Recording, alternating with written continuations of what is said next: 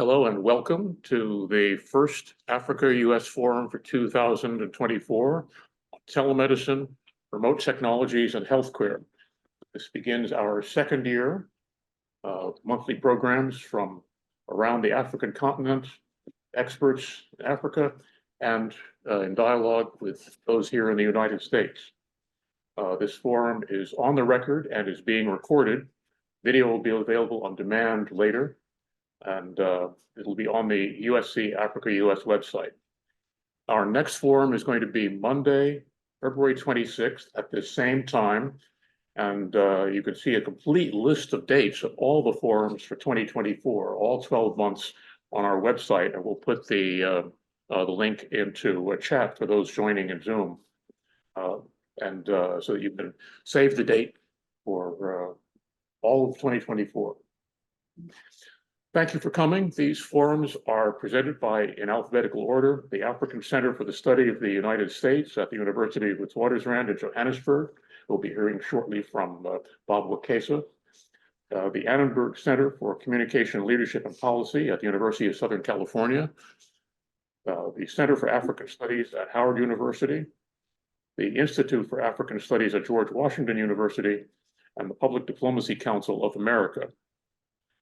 You have speaker bios. We're also going to put speaker bio links into chat as they begin to speak. First, let's begin in Johannesburg with our inaugural Africa Fellow, Bob Wekesa, who has been so essential to getting this initiative launched last year. He's the director of the African Center for the Study of the United States, and let's congratulate him for his brand new book, China's Footprint in East Africa, Pessimism versus Optimism. Bob. Thank you very much, Professor Powell. And I must start with apologies in the sense that you can't see me. Instead, you can only see the African Center for the Study of the United States. I'll have really wished to be on camera, but I have a challenge here that can't allow that. But as you can hear, my voice is pretty good, even if you can't see the video. And I'm happy to see many colleagues here, including Powell there, from Howard University, and a few other colleagues that we have interacted with. I think mine will be very brief introductory remarks, just to say that this initiative, the Africa-US Universities Initiative, started by chance, actually. It was almost a coincidence in that in December 2022, we had that mega event in DC, the US-Africa Leaders Summit.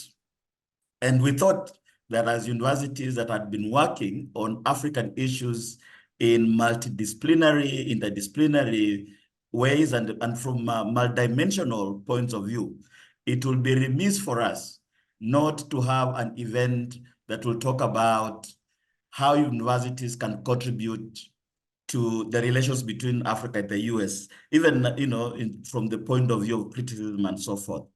And so we came together, as Adham has already mentioned, the four institutions, GW, Howard, University of Witwatersrand, which we just call WITS, where I'm based, and USC. And I think we kept the fire burning throughout the whole of last year. There's no single month we did not host an event.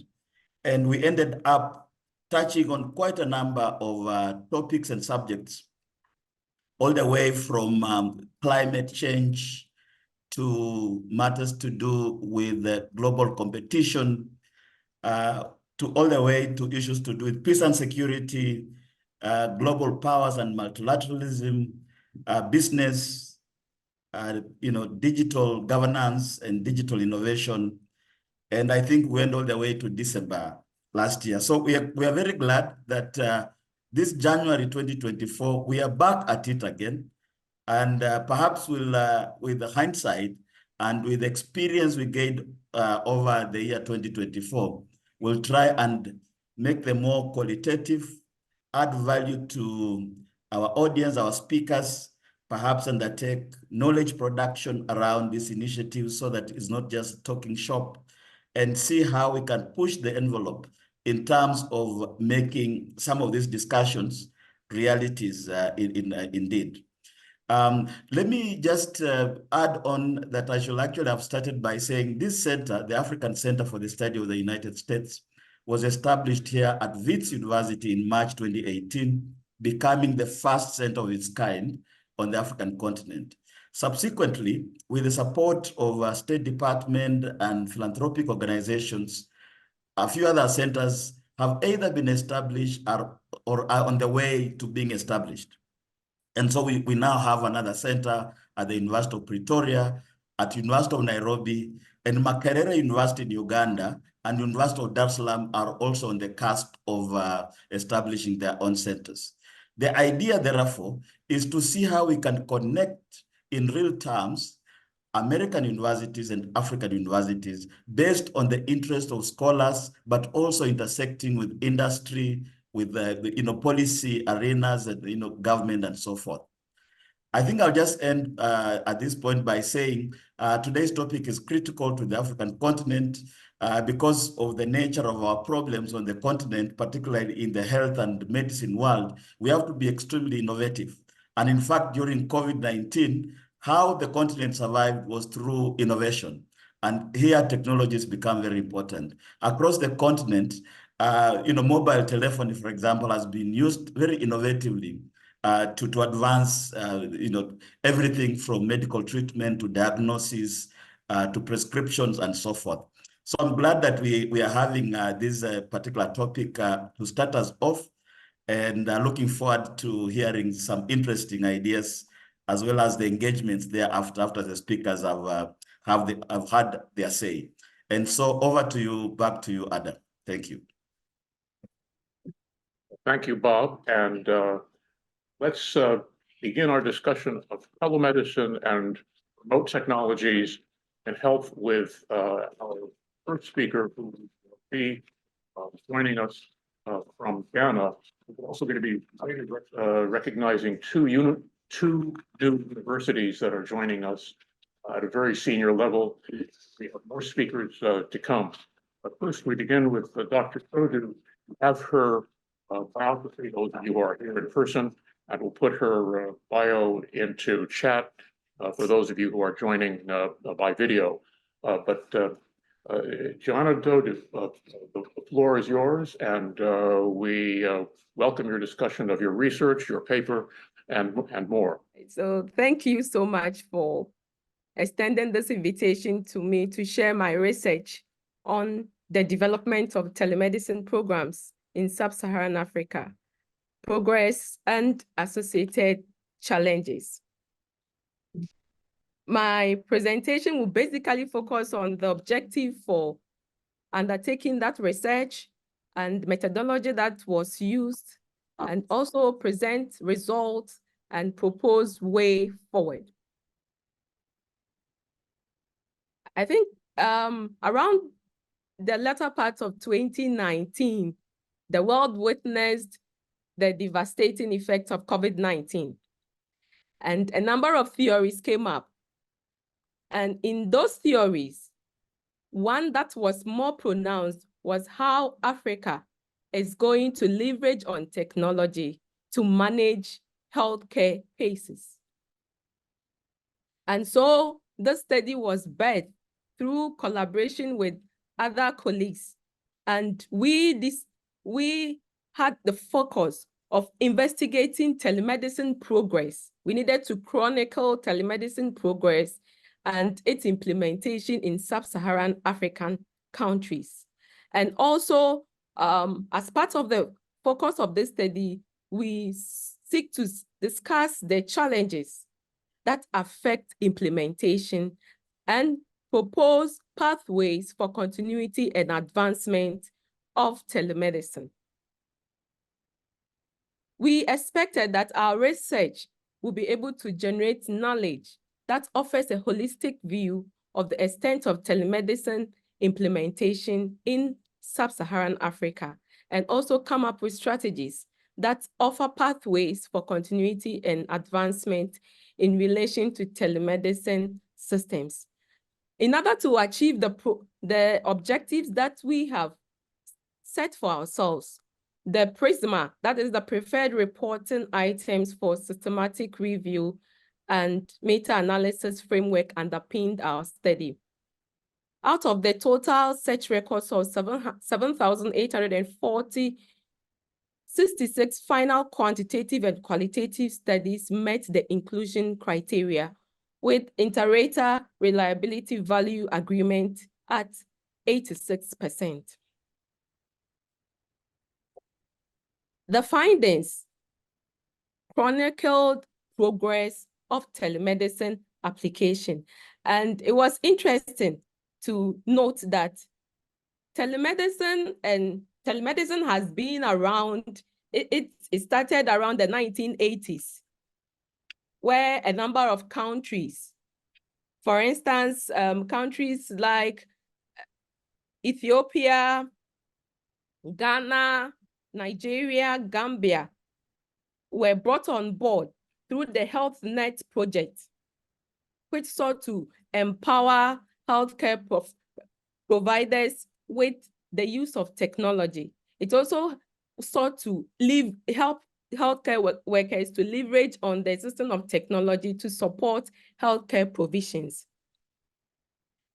The research findings also, so in the research, we grouped the findings based on the regional blocks that the EU has established. So the research was, we have the Community of Sahel states, we have the ECOWAS and the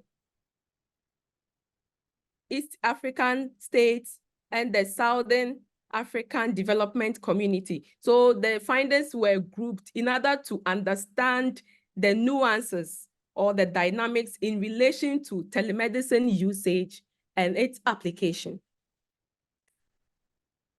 Interesting findings came up. Aside from the TeleNet project, the research also found out that other variants of telemedicine services have been implemented in various countries in sub-Saharan Africa. For instance, within the Community of Sahel states, the research found that telepediatrics, teledermatology, e-learning has been used since 1980s, 1990s, and the 2000s. So the studies that we found in these regions mentioned the use of telemedicine in these areas of healthcare provision. In the EAC, that is the East African Community, telemedicine implementation services such as the teleradiology, telepathology, teleoncology, and telerobotics were found. And the interesting part is that telerobotics were also used during the COVID-19. In the SADC,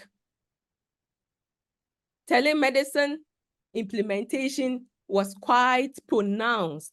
The research found that telemedicine implementation in the SADC region was quite pronounced, and various forms of it. But in the implementation of these telemedicine systems, a number of challenges were found. Key among them was the fact that most of these services were in collaboration with international partners and then the national organizations. And a number of them were on pilot basis or project basis. So the moment the project period is over, then there is the issue of continuity of the system. And so some of the challenges that were found from the research include organizational, technological, legal, financial, cultural, and then individual. In terms of technology, the technological challenges that were experienced in relation to telemedicine application, poor quality of internet connectivity came up strongly, and this affected the smooth implementation or the provision of that telemedicine services. Also, unstable power supply was another issue, and these were mentioned mainly across the states in the Community of Sahel states, ECOWAS, and then SADC. And then also insufficient IT infrastructure was also cited as another challenge. And this was also mentioned across the regional blocks. In terms of organizational, lack of expertise, especially with medical professionals with hybrid knowledge in terms of how to use the system and with their professional background. So a number of the medical professionals who were using the telemedicine systems lacked the skills, technical skills to manage the system. And that was key. And this was more pronounced in the community of Sahel states and ECOWAS. Also, lack of strategic planning was another challenge that was noted. And I mentioned earlier on that sometimes when the projects are on pilot basis, the moment the project season is over, continuity becomes a problem. And another key organizational challenge was lack of awareness and then readiness for people to buy in. In terms of legal and regulatory challenges, governmental support was cited as key. In terms of their ability to propose or come up with policy and regulatory framework to underpin the use of telemedicine. Issues of security concerns in relation to data, healthcare data, became another challenge which impeded on the successful implementation. Also, a number of the medical facilities across some of the African states, they have low budget. And these systems are also very expensive. And so there was that challenge of high cost of telemedicine infrastructure. And so when it has to, we come to the economies of scale, then they will need to choose which one to support their meager budget with. In terms of cultural, it came up strongly that there was that resistance to change. There was that kind of resistance. Individual differences as well was another challenge that impeded on the successful rollout.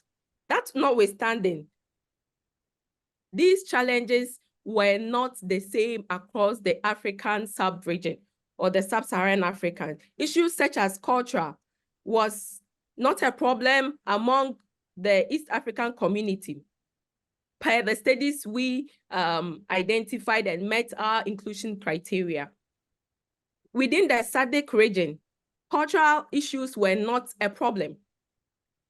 However, cultural issues were a big challenge among the countries in the community of Sahel, sub-Saharan states, and the ECOWAS sub-region. So this findings is trying to come up with the nuances or the dynamics among the African sub-region. And this is to point out that the needs are not the same.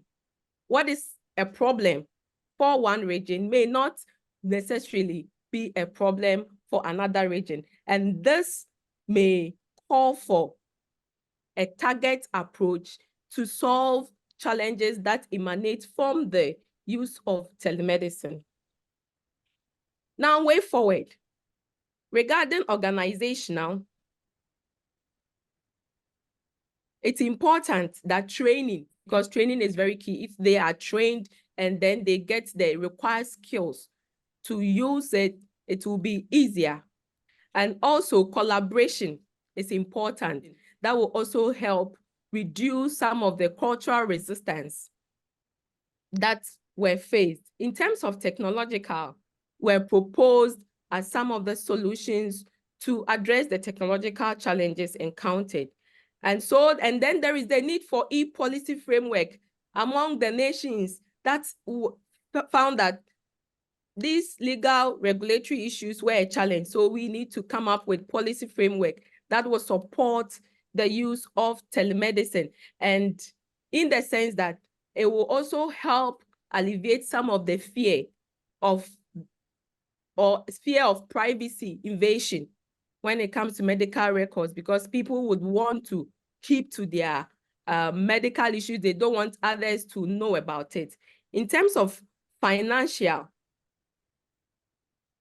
The proposition is for public-private sector partnership participation when it comes to telemedicine rollout and then digital health system. We proposes that if there is this partnership between the public sector and the private sector working together, it can help promote the implementation of telemedicine and digital health systems across SSA. And then in terms of the cultural, we propose there to be a targeted awareness creation, and then also adopt some training approaches that will help the citizens, especially patients, to accept telemedicine and digital health systems.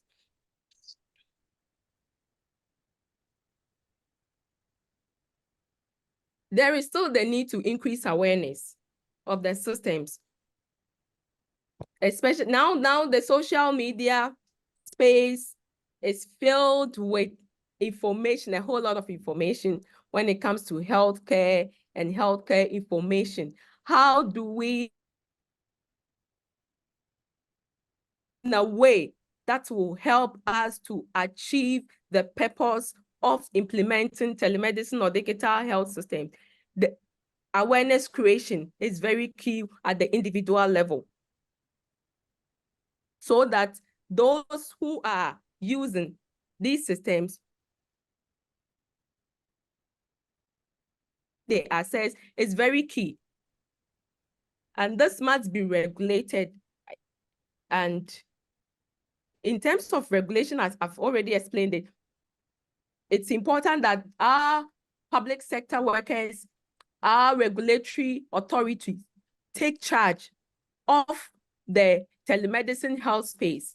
This will help us to be able to know what is going out there, whether it is fit for consumption or not. And this is very important. Other than that, people will just be going for anything, and it will affect the gains of telemedicine.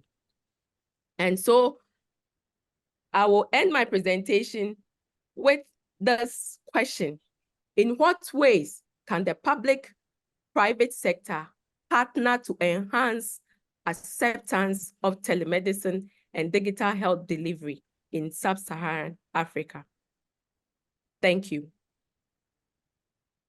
Thank you, Dr. Dodoo, and thank you for ending with an absolutely key question, which we will be discussing as we go forward. As I said earlier, we have two new universities joining us at a senior level, so why don't we welcome them to our group and to this discussion. We have staying in West Africa first, Wigwe University in Nigeria, represented by Vice Chancellor Miles Davis. And Vice Chancellor Davis, you have a teaching hospital at your university. Yeah. So this must be definitely something that you consider and perhaps teach. Well, thank you for welcoming us, and good morning or good afternoon, depending upon where you are in the world. I'm honored to be here with you, part of a group that is probably long overdue, that looks at Africa and U.S. relations, particularly within the context of how can it be mutually beneficial. And so I'm honored to be here. Quite frankly, I am so glad to hear Dr. Joana's presentation, because she touches on the three things that I want to mention in my conversation about you and what we are doing at Wigwe University to overcome the main obstacle to telemedicine, which is often the technology infrastructure and consistent power supplies on the African continent, sub-Saharan Africa. What we have done is we've already installed sufficient bandwidth and technology to produce holographic images. Telemedicine is about to take a quantum leap. We are trying to step ahead of just telemedicine, but we have the technology to import a doctor or a lecturer into the space through holographic and virtual augmented reality. And we made sure we set up the bandwidth to have that happen. The second thing that I want to mention is the power supply. We have a 600-hectare campus, and what we've established is our own power plant that is independent of the power supply that is often interrupted within sub-Saharan Africa. So we established our own power plant. The third thing that you mentioned is sufficient financial resources. We are fortunate. Some would even say blessed that we have the private investment to make this happen. Our Chancellor, Dr. Wigwe, has personally invested over $500 million, that's US dollars, within the construction of this project. And we're setting up the institution itself to provide high quality medical care in Nigeria. That in fact, not only are we setting it up as a teaching hospital, we're also setting it up as a place for medical tourism. As you often know, those with resources on the continent and other places often travel to other countries to get healthcare. This is actually counter to the history of Nigeria, because there have been institutions in Nigeria that have trained a sufficient number of doctors that are now operating in the US, Canada, the UK, and the rest of Europe. And so what we are trying to do is bring those doctors back. Let's talk, Dr. Joana. Bring those doctors, those highly skilled doctors, those researchers that are doing things, because our mission about doing this is not just to provide quality healthcare, it's to provide quality healthcare on the African continent within an African context. The issues around healthcare go far beyond those of just application of scientific knowledge. It has to do with cultural sensitivity to the population whom you are serving. In fact, and I love that Dr. Joana is shaking her head. I can see you shaking your head, Dr. Joana, and I'm loving this, because all of our students who come through our program are required to take 4 semesters of African history, because there's a lack of knowledge. And in fact, even in Nigeria, there was a banning of African history because it was thought that teaching the history would, quote, inflame passions, unquote, on the continent. We think it's important to understand. Yes, Felicia, this is how it works. So what we are doing is making sure that people are aware. We're trying to avoid, and if you can tell by my accent, I am not originally from Nigeria, I'm from the US.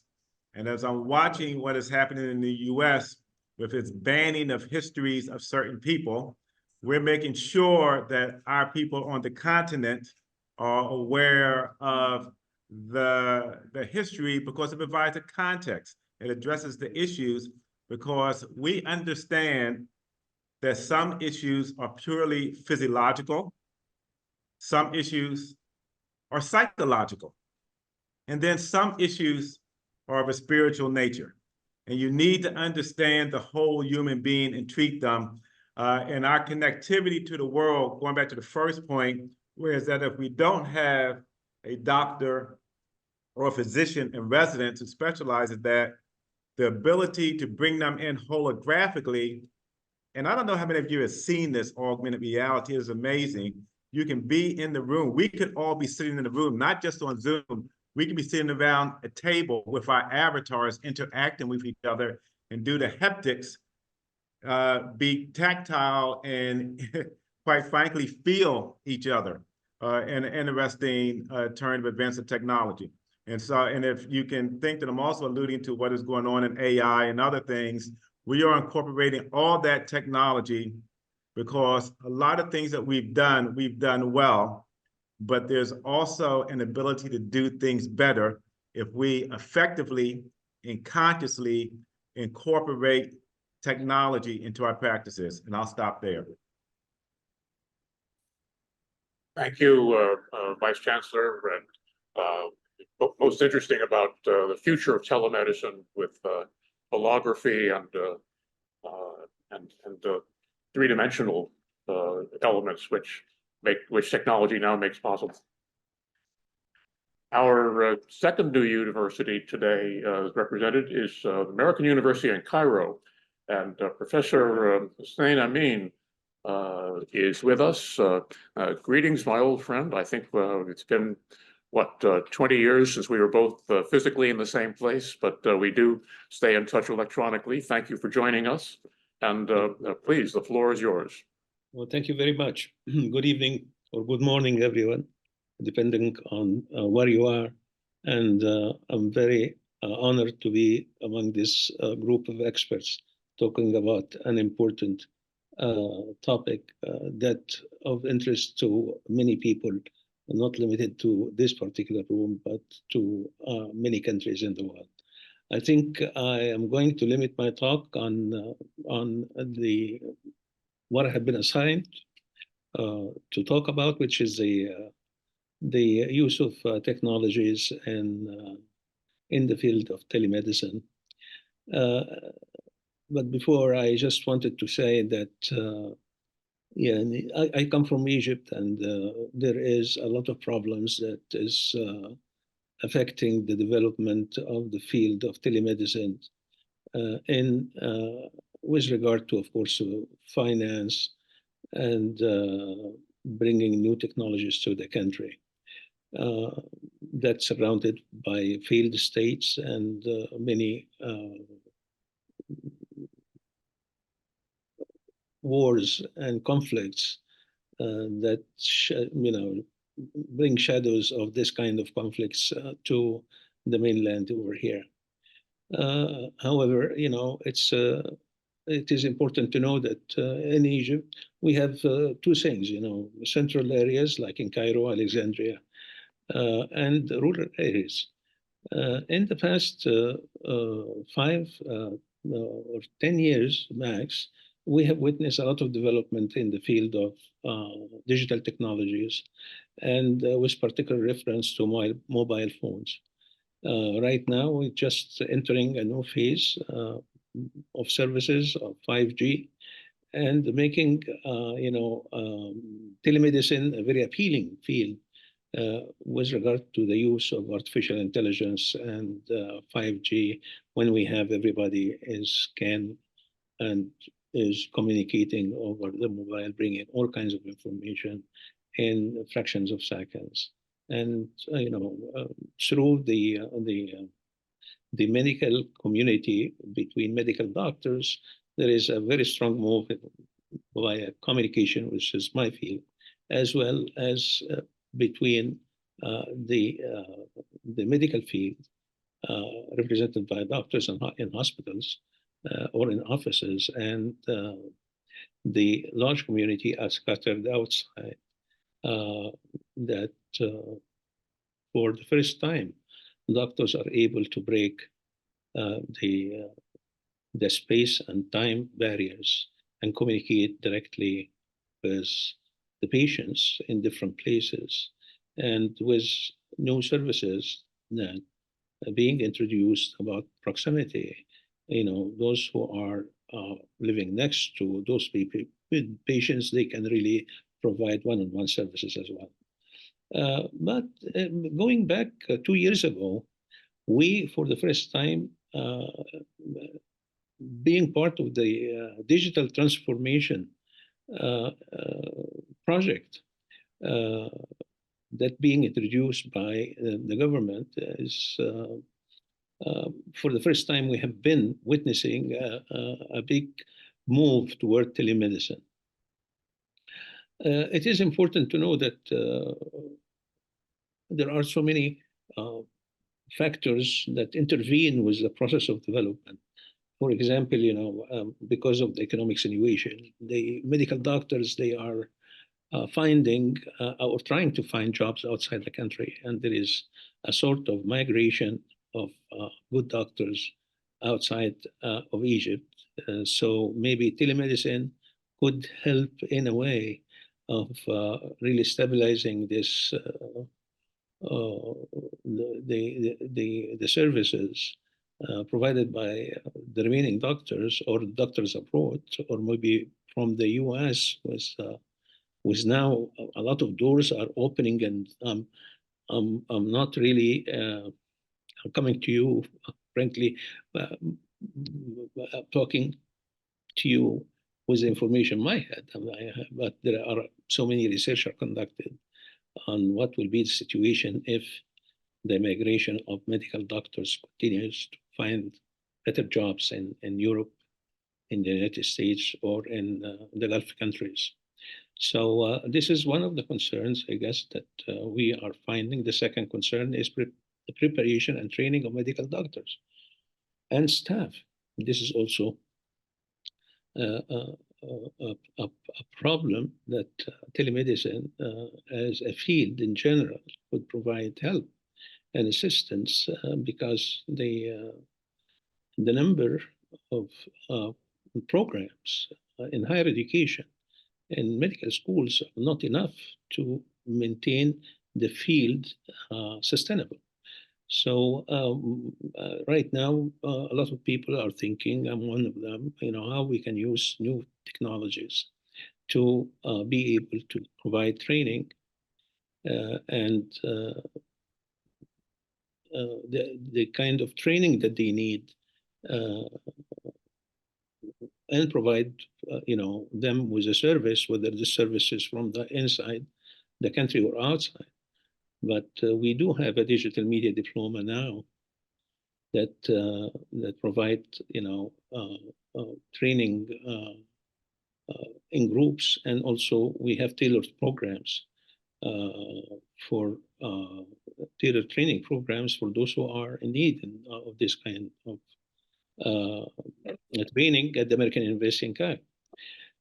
It is one of the things that important that for the first time, the initiative in 2022, immediately after, before the ending of COVID, the move for these initiatives to introduce telemedicine,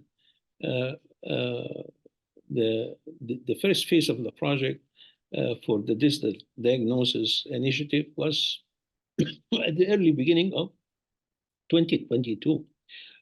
With a capacity of 150 medical units. The country plans to establish a total of 300 units nationwide, and this is going to be in the next 5 years. But the project, the phase 2 and 3, it should take us 10 years, and we hope that we be able to reach every single home by the end of this decade. This is, of course, it's a kind of a dream. It requires a lot of resources, a lot of regulations, a lot of training, and also assistance from countries where this field is advanced, like the United States, and those who are interested in providing assistance, bringing people together and sharing information, knowledge, so that we can cooperate and present to packages to our community in the medical field with what is happening in Africa and what's happening in the US. I'm very interested in what's happening in Africa, and I know that my dear friend is also interested, and this is goes before actually the year 2000. The number of opportunities for Africans are very limited, especially in countries like Libya, in the Sudan, and the people, the Arab world, part of Africa, North Africa, but again, it is very saddening to say that the opportunities are limited, and taking this opportunity to say, the United States, they do have a lot to share with us. Well, I'm not talking about money. only, but I'm talking about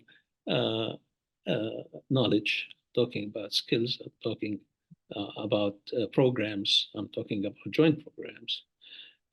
And I hope that the people who are listening,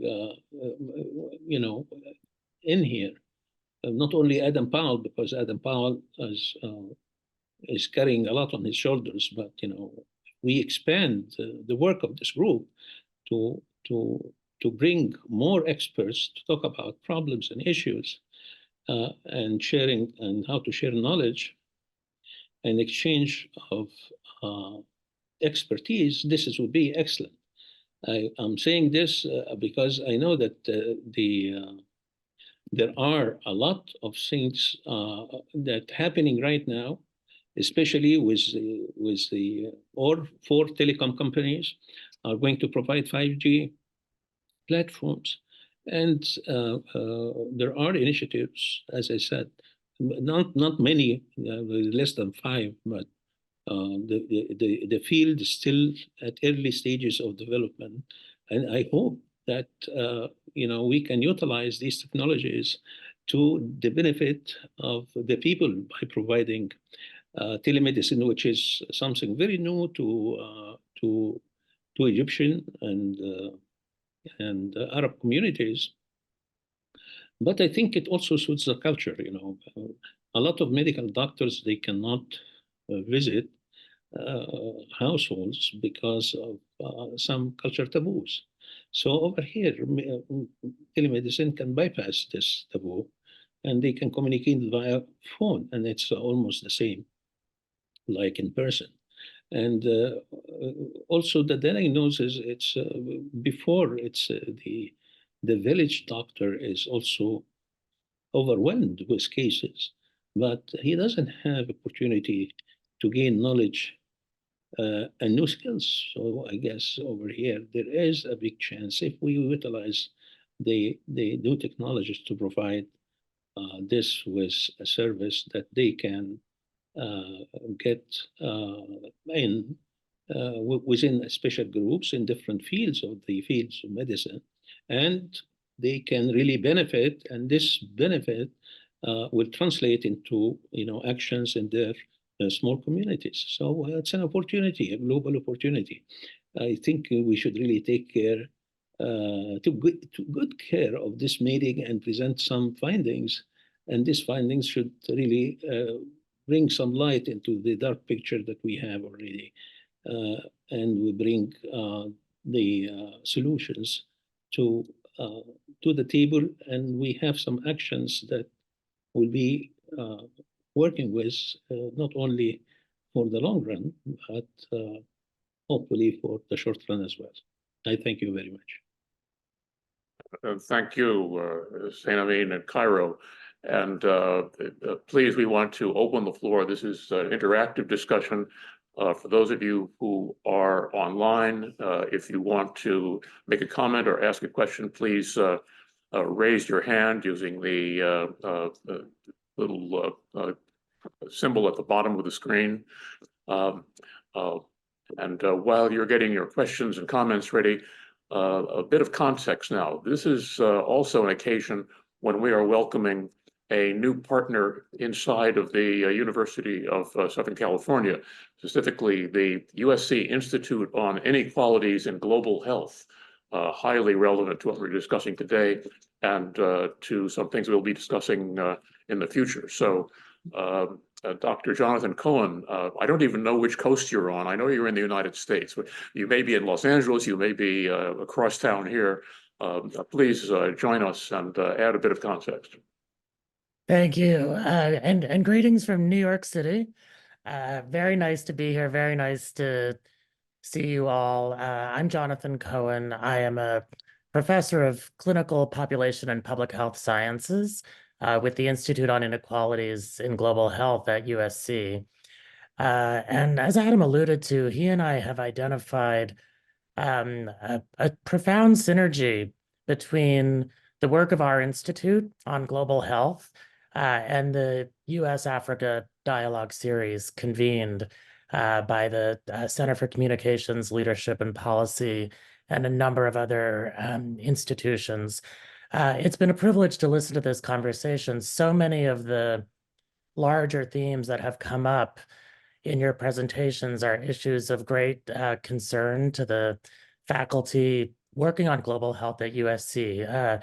Issues from the way in which the African continent responds to pandemics, the use of technology and innovation in responding to a new generation of health challenges, the need to train and develop the health workforce, the need, as Vice Chancellor Davis said, to go beyond a biomedical approach and approach health in a truly interdisciplinary way. In that spirit, our institute will be collaborating with the U.S.-Africa Dialogue Series on a series of events related to the future of Africa's health. This year, we are incredibly excited to invite you to all of them and look forward to those discussions. Some of the issues on our radar include the impact of demographic change on the future and health of health in Africa. Africa, of course, thought very much to be a young continent, but nevertheless, the population of over 60s is growing. There's a need to adapt Africa's health systems to the realities of population aging. We're looking ahead to the 30th anniversary of the International Conference on Population and Development and the 50th UN Commission on Population and Development, and how it is that international norms that govern reproduction and sexuality and gender will shape the future of health in Africa. We're interested in the intersection of climate change and health, including the intersection of human and animal and planetary health, the way in which climate change threatens to interrupt the HIV response on the African continent, and a number of other issues. So please stay tuned. This terrific event on telemedicine is a preview of a series of events that we'll be doing on health and the future of Africa, and looking forward to reaching this influential and important audience with those ideas. Thanks, Adam. Back to you. Thank you, Jonathan. And the floor is open. I think we have a number of things that have been discussed and questions raised, opportunities, challenges, and future technologies. And I see one hand already. Joel Ali, if you could unmute yourself, you are unmuted, and offer your question or comment. All right, thank you very much, and good afternoon, good morning, good evening to everybody. I'm Dr. Joel Afi. I'm a medical doctor in Ghana and then a 2019 Mandela Washington Fellow. Thanks for this opportunity and great contributions and insight. I have a quick question and then a few contributions to make. So my question is, how do we leave the under-resourced rural communities where access to internet services is limited, so that, I mean, as we're talking about UHC, that's universal health coverage and health equity, and in deploying telemedicine services, we do not leave these communities behind. What are the available options in terms of offline models or mode for access to these services? And then a quick contribution that I have, I think the success of telemedicine also greatly is enhanced by integrating into mobile health and home care services. So myself, in rural Ghana, we've started a system where we use mobile phones, text messages, and voice notes to reach the hard-to-reach areas, particularly in the Bono East region in Kwanzaa North District, where I offer my services, and then there's Nafo South District Hospital, where I practice as a medical doctor. And then what we realized was that by integrating it to mobile health services and then home visits, where community health nurses are also linked to reach out to women and children and then the vulnerable in society, it greatly enhances. So using simple technological tools like text messages and voice has really been very helpful. I was glad that the last presenter mentioned about climate change and sustainability. So whilst we deploy on technology, my question is, how do we ensure the sustainability of this and also ensuring that it's also operating a climate friendly environment. And then lastly, with respect to the private sector, what role do the private sector and then government have to play in ensuring that, particularly in the under-resourced rural communities, are not left behind? Thank you so much for this wonderful opportunity. Thank you, and you make a good point about internet access, because mHealth is something which needs to be delivered to places that may not have the best internet access. They may just have voice or text, and there's some amazing technologies that have been deployed that actually that have been deployed in Africa that are not legal in the United States, because mobile phones are not a recognized medical device by the Food and Drug Administration. So we actually see some interesting developments in Africa. I see another hand, Karen Feinberg, if you could unmute yourself and join the discussion with your question or comment.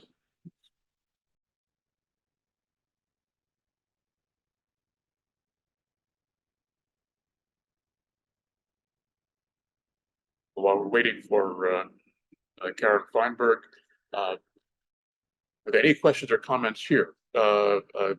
Ambassador Morris, Greta Morris. Yes, thank you. Thank you very much. Yeah, I'm just wondering about the collaboration and cooperation among African countries in both areas like training and providing medical services, and if this is something that is being encouraged in Africa. I don't know if anyone can hear my question. May I address that in part, just a little bit? Quite frankly, what has been encouraged, and this has to do with a conversation I was on earlier today, and I won't mention the group because I'm going to say something that some can interpret as negative. Part of the conversation that's been occurring is that there have been doctors who have been recruited off of the African continent to go serve in other parts of the world. There has not been as much conversation about how there can be collaboration and equity so that people can serve their own people. Now, of course, there are some amazing physicians and practitioners who have come back and set up clinics and done a number of things, but those are on a part-time basis, and the need is full-time. And so I think that we have to do programs that recognize that we have to be supportive of training and development that allow people to stay in the communities and cultures in which they're coming from to treat those people. I think there's a lot that can be learned on both sides of the equation, and I, for one, would welcome that. Matter of fact, that is why we are partnering with a well-known institution. The ink isn't dry on the deal yet, so I don't want to mention it, because they are known as leaders in their field. But what we bring to that is a contextual nature of what it is that we're doing. And so absolutely, I think this is something we have to explore further. And I'll just say this, Karen, if you can't unmute, or if the host can't unmute I'm you. ready. Yep, I can talk Okay, now. you got it. Okay, all right. Yeah, so that's my 2 cents worth into that conversation. So first of all, I'm happy to be here, coming to you from Boston, with New York ties and Minnesota ties. And if you read the text, I am Harvard affiliated through the Graduate School of Education's Risk and Prevention program, and Harvard affiliated in general with a consultancy I run, a mission-driven innovation growth strategy consultancy. And I work in and across sectors, issues, stakeholders, and geographies. And I just want to note in a funny way, Miles Davis, that I wondered to you if you were named after a great musician. But in any case, one of my questions, and I have many, and I've worked in and with Africa, among other regions, and I'm very involved with innovation and global health. But I wonder, I recently attended a mass export-import conference, and they were addressing a lot of things related to China. And I know China has a big footprint in Africa. And I wonder if you can speak to how Chinese technologies and China is interfacing with the global health arena in Africa. Interesting question. Does anybody want to take that? Bob Wekesa, I know that you have studied China and Africa quite a bit. And I also see Dr. Dodoo turning her video on. So why don't we begin with Dr. Dodoo? All right. Thank you for the questions. I think I would like to take the question from Dr. Afi, I think from Ghana. He asked a question on how those in the rural areas can also benefit from telemedicine. And I'm glad he also proposed the use of mobile phones and then the use of voice notes as part of the solution. And it's happening because mobile phones are being used to send out information, especially for maternal health care. And so through this, mothers in rural areas will receive notifications. Okay, so while we're waiting for internet service to return in Dr. Dodoo's area, do you want to join us with a comment? I see your hand up. No, I thought you pinpointed me as someone who studies both the US and China. And to the question of how China is involved in this, I think the 2 or 3 points I can share is China has been quite effective in the area of what they call traditional Chinese medicine. Mm-hmm. And essentially it is kinds of herbal medicines that have been developed and manufactured in China that are then shipped to many African countries. This is a new development. So this is as opposed to Western medicine. It's a development from the early 2000s, tied very closely to China's entry into the continent as a big power, as an aid contributing country and so forth. So but in addition to that, very closely tied to that, Chinese scientists, health and medical scientists have also become increasingly active in the research on African traditional medicine. I don't think the Western world has, including the US, has done as much, even though I'm just talking off my head. But there's a great interest in particularly herbal medicine from African countries. So that would be one. In fact, in many African countries now, malaria, which is a very big problem, there's quite a heavy use of Chinese traditional medicine in that particular regard. And then the second thing is all this is actually tied in some respect to what the Chinese have called health diplomacy. And I suppose health diplomacy is also universal. So one can also argue that the US is also very heavily involved in health diplomacy on the continent through the Centers for Disease Control, which have been a model for the continent, through things such as PEPFAR, which is a presidential initiative for HIV/AIDS, and it has helped quite a bit. But for the Chinese, where they have done very well in terms of health diplomacy, is the setting up of hospitals, in brick and mortar, so that if you go to Zambia, Tanzania, Kenya, Uganda, name it, I'm certain even places in the ECOWAS region, the Chinese have put up quite many hospitals of late. And this then come with some form of training and so forth. The US has not been very effective in setting up hospitals. It's rather through USAID, for example, through PEPFAR, and through American medical companies, your Pfizer's or Medtronic and so forth. I think lastly, China has become a major trainer of doctors, African medics. And that has also tied with the fact that I think a couple of years ago, 2016, if I'm not mistaken, China overtook the US as the leading sponsor of scholarships for African students. And so these students might go on, to study a number of fields, including medicine, say at Peking or Tsinghua University and so forth. I thought that would be my contribution. Thank you. Thank you so much. That was super, super interesting. It's such a different, I'll just say it's just such a different take from the seminar that I attended, because there's so much fear with US and China. And I kept thinking, oh, there's a lot more to say about that than just fear. But I understand you have to approach it from both ways, I suppose. But it's great to hear the other side of things. Thank you. Thank you. Primrose, so we have our first comment question here at the table. Sure, thank you. I'm going to respond to the Chinese issue and also the question you raised, ma'am, regarding whether there is any incentivizing of African partners, medical partners, to come together and provide health provision.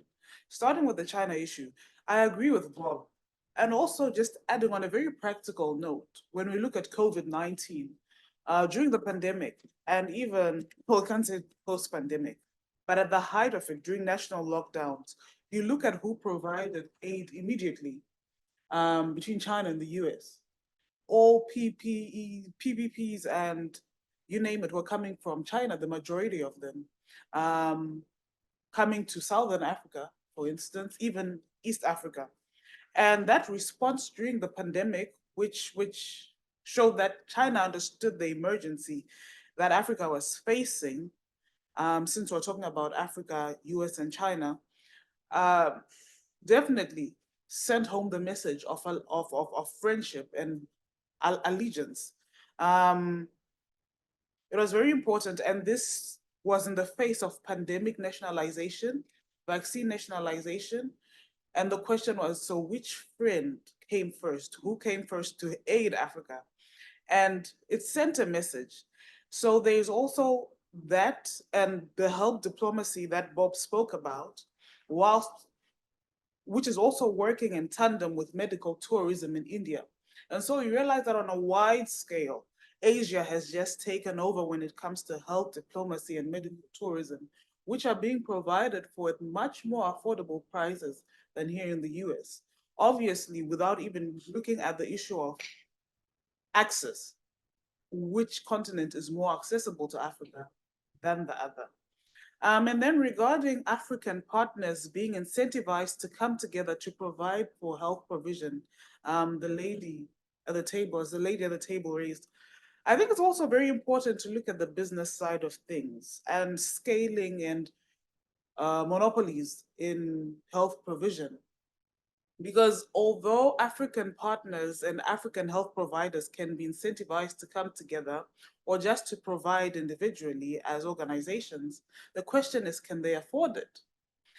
And though they can somewhat afford it, over the years, in the past decades, American health providers have managed to entrench their presence on the continent. Mm-hmm.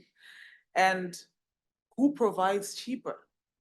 And therefore, if you've been there long, obviously you provide cheaper, and you have a bigger name, you have a bigger brand, you have a bigger scale in terms of business. And so these are some of the issues that would have you question, are Africans actually coming together to provide? They would want to, but can they afford it? So it's also that business aspect that has to be looked at. Thank you. Well, thank you. As we talk about China and the relationship with the great powers, there's going to be a new Africa initiative. I hope I'm not stepping on somebody's embargo, but Korea is about to announce a major initiative with Africa, and it'll be launched with a visit to Korea by Cyril Ramaphosa, president of South Africa. So that'll be a very interesting addition to the diplomatic mix in Africa, health included. We have a couple of hands up, and let's go trying to see to Mr. Okafor, if you can unmute yourself, you'll be next.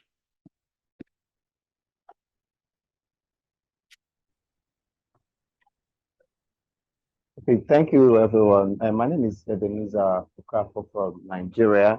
I'm the 2023 Mandela Washington Fellow, and my experience in the US was worth it, as I learned from several programs that we know that could be replicated in Nigeria. First off, an introduction about me. I run an NGO, like an organization where we provide social interventions for seniors, for elderly persons in my community. And so far, it's been challenging, as there are not much or very much active organizations with such thematic focus for seniors in, of course, the eastern part of Nigeria, where I'm from. And it has been challenging learning programs that we could replicate back here in my community. But we started by developing medical outreaches to inner communities. We organized picnic events, and we do haircuts, massage sessions, of course, make their hair and all. But we are also doing programs of home aid visits. But particularly what I want to talk about is, are there plans of collaborations with my organization, or our organization is a startup.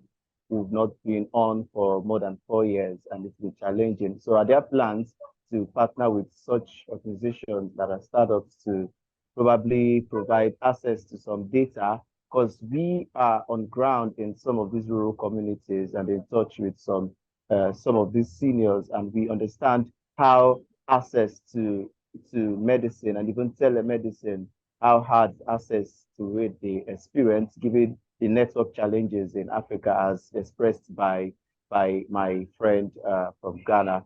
And these are the challenges. So are there plans to partner with some of startup organizations to particularly provide data? And of course, maybe there are some collaborations that could be done to enhance the quality of life and access to this telemedical access to our seniors in our community. So a lot of Story Corp projects. It's another project to improve. Story Corp is a program run in the US, and our organization is planning to replicate such a program to showcase a video documentary of elderly persons. But my question is in regards to telemedicine, so that we could have more programs that we could launch and run for our seniors here in Nigeria, eastern part of Nigeria. So that would be a question. Thank you. Thank you. And Dr. Dodoo, you've rejoined us. Let's try to reconnect now, and you can complete your remarks and perhaps respond to the question you just heard. Yes, thank you. I'm sorry about the instability with my network connectivity. So I was on the use of mobile phones, voice notes, very appropriate, and we can harness on it effectiveness if we also make the language native to the people or the users. If the language is in English, and most of these applications are in English, the language is in English, and the population that is going to use it are mostly in the rural areas for the mobile applications, and a number of them are illiterate. And so it's important that as we are using the mobile phone system, we make sure that the language is in the native language of the users so that they can comprehend and then use it. The question about China-Africa collaboration. In Ghana, what I've seen or experienced is the use of the wearables and then telemedicine and digital health applications from China. And a number of youth are using these wearables health applications. What is, for me, important here is to harness on what the youth are doing. A number of youth have established startup digital health platforms to support healthcare.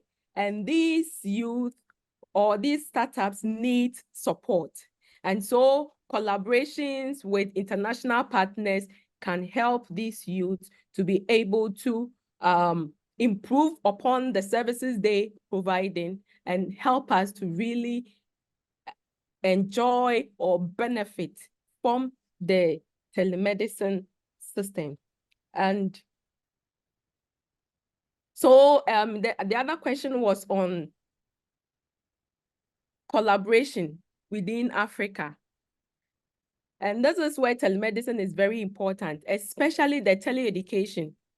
When African universities training medical professionals come together, use teleeducation, it will help us to even be able to provide education that is tailor-made to suit the African context. And so this collaboration is very key, and I would like that the professors and then the vice chancellors on this platform or in this forum help with this collaboration so that number of medical institutions in Africa can come together and train medical professionals. And this public sector partnership is also very important and deserves attention. If we, members in Africa, African public sector, and then the private sector, in addition to international partners, come together to collaborate, I believe a number of these challenges in terms of infrastructure, in terms of organizational and other challenges that have been we have been experiencing throughout the implementation of telemedicine, and which is also affecting the successful rollout, can be addressed. And so I think that we need to pay attention to some of these things. Thank you. Thank you. And let's go to the next person with his hand up, Art Murray. If you can unmute yourself. There, you're unmuted. Please, the floor is yours. It's great. This is my first time attending this forum, and it's fantastic and very informative. And I'm definitely going to spread the word. The work that you're doing is amazing and wonderful. I've got just a few comments and thoughts. Joana, your report on your research and the obstacles and challenges that you encountered. We did some similar work for the WHO in Latin America. And almost one for one, all of the challenges you mentioned, we encountered in Latin America, particularly in the remote regions. And but one thing we found was, as opposed to, and it's good that we have all these new technologies, and the developed world is offering and moving these technologies and these solutions out into the remote regions. But yeah, there's resistance. And what we found was there are innovative workarounds, whether it's indigenous medicine or the people themselves, some of the doctors working in the deepest, remotest areas, they had to come up with their own solutions. And they did. But those solutions actually could have been, and we found that they would help other people in similar areas, but they didn't know about it. So that brings up the point of collaboration, the importance of collaboration and knowledge sharing, so that if someone comes up with an innovative solution indigenously, locally, it can most likely be shared in other areas. So we've got the flow of knowledge should be two-way, I guess is my point, where it's great to have these new technologies and developments from the developed world moving out, because they can definitely have an impact. But let's not overlook indigenous solutions and innovation. And I always talk about Africa having the 1 billion minds. There are a lot of innovative ideas out there in the remote areas that they have found to work for them in their culture, in their situation, with all of their limited resources. And maybe they have other resources that people haven't thought of. And we need to find out about those. So anything we can do to help knowledge flow in both directions, I think would help take this initiatives like this even further. That's my 2 cents. Thanks. Thank you. And there's an interesting piece of this. The University of California, UC Berkeley, a professor there gave his class some years ago an assignment, which was, please come up with something. I forget what the high end of cost was. It was maybe a couple of dollars US, a device which would interface with any mobile phone, which could transmit a a blood scan Mm. to a central location where it could be checked for the disease, parasites. And in a week, the class came up with it. The professor didn't realize until later that no one had done it before. And so he was deploying it in clinics in East Africa before it had even been written up, let alone accepted in medical journals.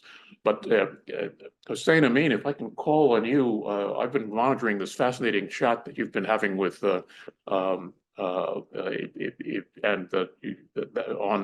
the role of the UAE, something which isn't discussed very often, but the role of the UAE in healthcare in Africa. So Hussein. Thank you very much, Ed. I just responded to a question about the role of the United Arab Emirates in healthcare.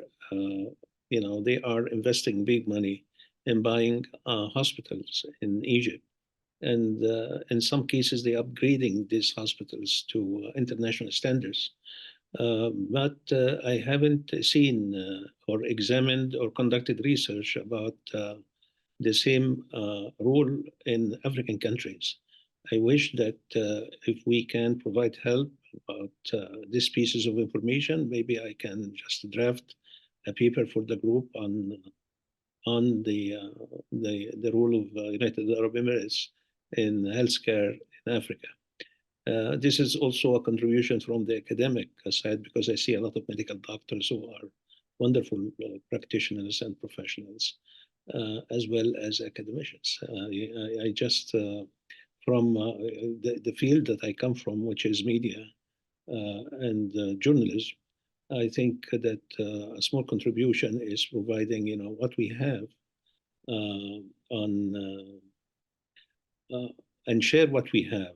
Actually, we have an issue from Arab Media and Society on media and health, which is a kind of a publication that is Scopus indexed, and the information is very fresh and useful, but it's limited to the Arab world.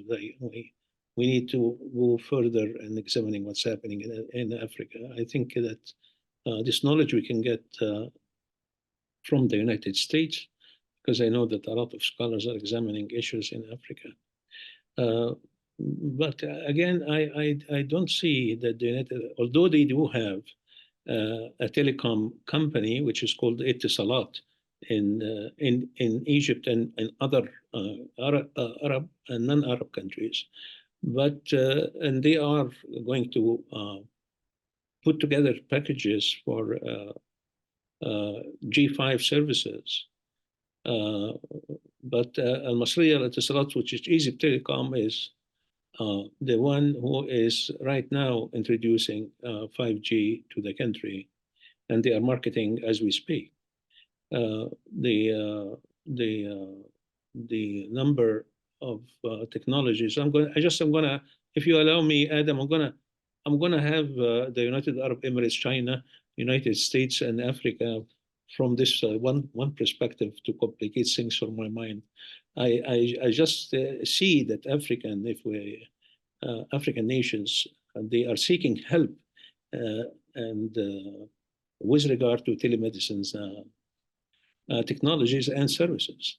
And I see the Chinese also are, if we call it health diplomacy, which is a very fine term with me, because I actually learned about public diplomacy and cultural diplomacy from USA and my dear friend a long time ago, when I have published papers regarding what's happening with regard to these concepts and in this part of the world. But over here, we have United Arab Emirates are buying hospitals. We have the Chinese are really providing technologies and trying to find a place in every nation. The United States is lag behind. They are good in this part of the world in building schools. And there is no doubt that they provided a lot of aid to Egypt and other countries other Arab countries with regard to building schools, but still there is a race about technologies, and the African nations, of course, will receive any kind of aid, including Egypt, that is coming from different countries, including China. So United Arab Emirates, they are having in their national fund over $900 billion. So, and this is money in the bank. I don't know why they are not really investing in putting together programs, especially they like to bargain about it everywhere. And we are welcoming this kind of initiatives if they think, and we think, obviously, that we are in need of this kind of finance to start a good and significant telemedicine services. Especially, we have the technologies. The Chinese are not going. I don't see in Egypt that they do have hospitals, but they are investing in technologies. So I guess the technologies with regard to the 4 telecom companies are depending on many of the technologies that's coming from China and Korea. You know, Samsung, for example, is the biggest company in Egypt of putting together mobile phones and television sets. There are so many different perspectives that I can look into the issue of telemedicine. But I think that the heart of it is, training and recruiting good medical doctors and hand them in these technologies and train them. And we have trained actually at the American University a group of medical doctors that we are very proud of when we put their pictures everywhere and tell them how to use it and try to go beyond the borders of the university to the outside world and see if they need any help and try to provide them with any assistance they need. So the package is this telemedicine, it's still growing very slowly, but surely is going to be there because it's not our saying, it's the technology that really saying that they can really be everywhere and in every house and in different levels and different ages. And I think that we have a wonderful opportunity if we work together and trying to get more investments from countries like the UAE, Qatar, Oman, Kuwait, Saudi Arabia. They are spending big money on entertainment, which is good, but also we are, in the morning today, I was addressing the climate change from the developmental goals, and talking about hunger, poverty, and climate change. So I guess that there are so many areas and fields that the rich oil Gulf countries could invest in. I mean, could be with the help of the United States, or could be done if we raise some requests about what's really happening in Africa and the need for this kind of investment vis-a-vis the benefits that they gonna get. I mean, this is a work of government, not our work, but we can always ready. I'll talk about myself. I'm always ready to bring, this kind of request to governments. But I tell you one thing before I leave. I just had a wonderful experience with something called the African Journalist Workshop. And the African Journalist Workshop I started back in 1992. And we trained over 2,000 young African journalists, and now they are in wonderful positions all over Africa. So these are workshops that we provide twice a year on digital media in general and digital transportation lately. But again, and the use of it, of course, in journalism. But I guess this model could be used in really just changing the word and bringing the qualified people to do the workshops. So instead of training the journalists, only we train doctors, as we have done, and provide them with twice a year kind of training. And this training could be online. And we have the tools and we have the technologies. And I wish that we have something significant and meaningful that we can come up and we say, this is the start of a new era and utilization of new technologies in the digital world, in really helping African nation developing the tools and the knowledge and apply them in digital and distance medicine. This is my wish. I hope it's not too big, but I truly believe that we can do it, and we will benefit other people by doing it. The connectivity, the internet connectivity in Africa is not at best, but there were some significant, wonderful achievements with regard to the new bandwidths and the internet connectivity in different countries.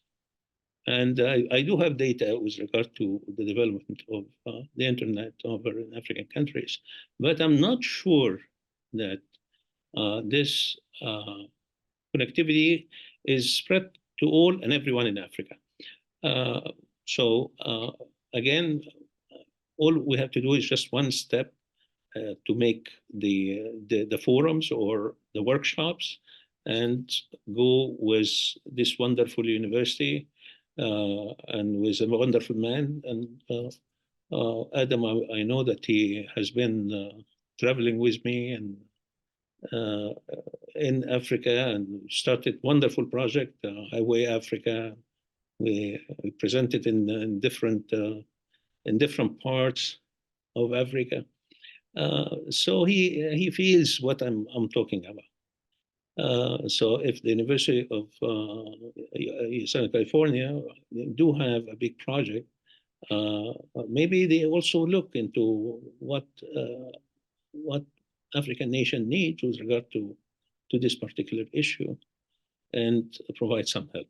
Thank you very much. Thank you, Hussein. And it's interesting to have African perspective because sitting here in Washington, D.C., so much is the U.S. versus Russia, U.S. versus China. But viewed from Africa, you have many other countries that are diplomatic and financial players. We have a couple of comments here at the table. So why don't we begin? You had your hand up first. Thank you. Thank you. Fitsum. Actually, I have a comment in terms of we all are really imagining that Africa needs this support, especially as our colleague on the table mentioned that during the COVID pandemic, we have seen the importance, and it was if it was not about the health care, the health through the telecommunication or whatever, it means that we haven't been able to reach out, to many of the individuals. To give you some examples, with UNICEF, we have a thing called human-centered design, and it shows the health journey of a person or a person who is sitting in a rural area where there's no health, access. What are her bottlenecks to reach to that center? And if you see, they have to go through 6 stages, and after that, they will make the decision to go to the health, which shows that there's a lot of other blocks that are, seen in order to get to that physical health facility. So in this case, you can see that telehealth all these telemedicine related activities will be very much important in African context, because even if we know that we don't have the infrastructures, but for instance, with the UNFPA, which is United Nations Population Fund, at some point we came up with a thing called, we gave mobile telephones to the healthcare providers. And we also gave these telephones to some of the community leaders in those areas on the ground. And those people were able to communicate through their centers, and it went very well, even if it was during the COVID pandemic time. So there are so many pilot activities that have shown the interest and the importance of these activities. Now the question is, when we turn it to real medical interventions, the quality is compromised. What I mean is we have a feedback mechanism, and those people who have been receiving those services through telemedicine were actually not very much satisfied, except for consultation purpose. Those that need, more attention, more physical touch by the doctors, more such kind of interventions by the medical health cannot be reached. So with the, I don't know, with the quality. So if the quality, is this going to compromise the quality? That's my question. If it's not going to compromise the quality, and if it's going to be like phase by phase for consultation purpose, yes, the telemedicine can be used. But for these practical things, I don't know. So forgive me for my ignorance, since I'm not from that expert. This is my question that I want to raise. Right, thank you. I believe you'll have the last comment. Actually, I thank you. My name is Nabiyu. I do have a question. It was mentioned earlier. Actually, I want this point to be elaborated more. In addition to the initiatives of global powers like the US, China, and South Korea that you mentioned, what should be a specific role of African national governments and the continental and regional institutions in Africa, like the African Union and regional blocs, in prioritizing or give a due emphasis to the practice and the expansion of telemedicine, in addition to the works and the efforts of the universities and other private institutions. Thank you. Thank you. And please join me in thanking all of our speakers, Dr. Dodoo and all the others, Hussein, Amin. I see Jonathan Cohen.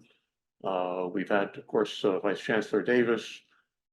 And this has been very much what we wanted to do at the very beginning. And I see Bob Wekesa still with us. Bob's notion was that this would be very much an African-driven initiative, that the topics would be coming from Africa and would be something which where we would have experts from around the continent engaging with those of us here in the United States. So thank you for joining us for this first forum of 2024. You have the schedule for our next one, Monday, February 26th, same time. And then the entire program for the year is on our website.